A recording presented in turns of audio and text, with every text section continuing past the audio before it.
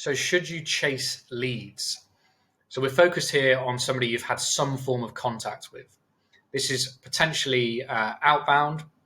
Not my favorite style of trying to generate leads or new business, but you may have had an outbound campaign where you've emailed or called or messaged on a platform and somebody's come to you and you've engaged them and you've started a formal conversation. That's one part. But mainly we're focusing here on inbound. So you've had a lead come through from a campaign, from social media, someone who's found your website via SEO or any other method using Google, etc. And they've inquired about your services. So this is a lead who you have spoken to and has started a conversation with. Now they've gone quiet for whatever reason. Maybe you've had a back and forth. You might even had a consultation call, presented a proposal, something like that, and then things have gone quiet. So at that point, do you chase that lead, and how should you go about chasing the lead? Now, I'm a big believer in you want to be working with people who want to work with you. Now that's because they have a need for your service. You can clearly add value to their business, their organization, through the services that you provide. And more importantly, they understand the value of that, because what that's going to do is that's going to get you off on a really good footing for the actual working relationship you're going to have with this potential client.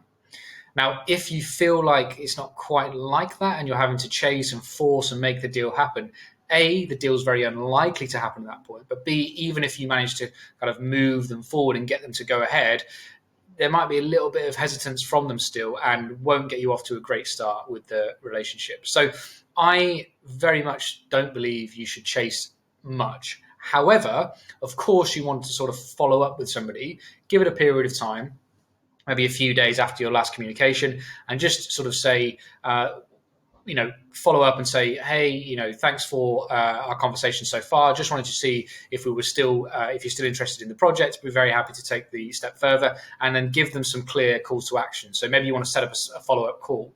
Give them 2 dates. They can decide between which of one. If you have a meeting calendar, which I always recommend, send them the link to your meeting calendar so you make it as easy as possible for them to continue that journey.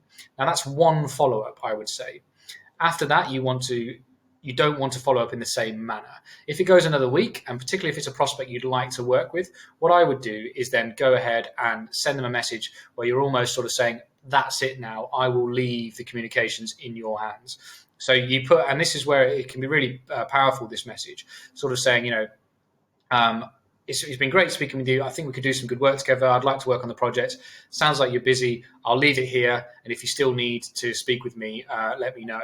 And what you really want to do as well is come from a position of abundance where you have multiple leads, you have a busy, workload coming up, and then you don't feel that pressure, and you won't give away sort of any need, or certainly not desperation of wanting the project. And you can, genuinely being in that mindset as well, because you have abundance from your marketing activity. And I've spoken about that in other videos, the value of continuously marketing your services to get to this point. But then you'll feel much more relaxed about it, and then you won't feel the need to chase and harry and try and force somebody almost to kind of do a deal with you.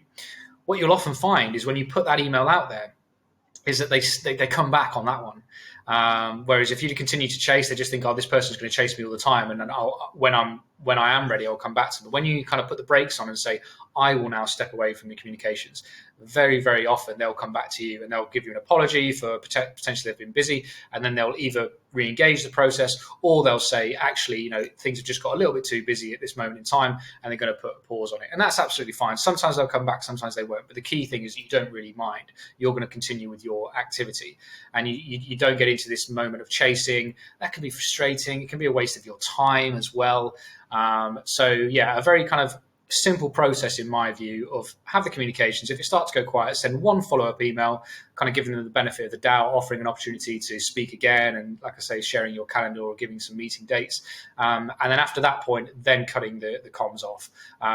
Look, some people will say you need to go back 5, 6, 7 times and you can still do deals, and that's where sales lie. That's absolutely fine. That's not for me. And I've managed to build a very successful freelance career without having to go down that route. But more importantly as well is that the clients that I've worked with have been people that have really wanted to work with me as well. There's been a buy-in from both parties. I believe in win-win or no deal. That's kind of one of my mottos when I'm working on the sales prospects. And you will avoid that by this. You will kind of have those relationships, because if you were to get into the chasing mindset, that's when you can actually, as I say, go down the route of maybe working with clients that possibly not a great fit. And if you really have to work too hard to win them over, is that at the start of a good client relationship? Quite possibly not, in my view.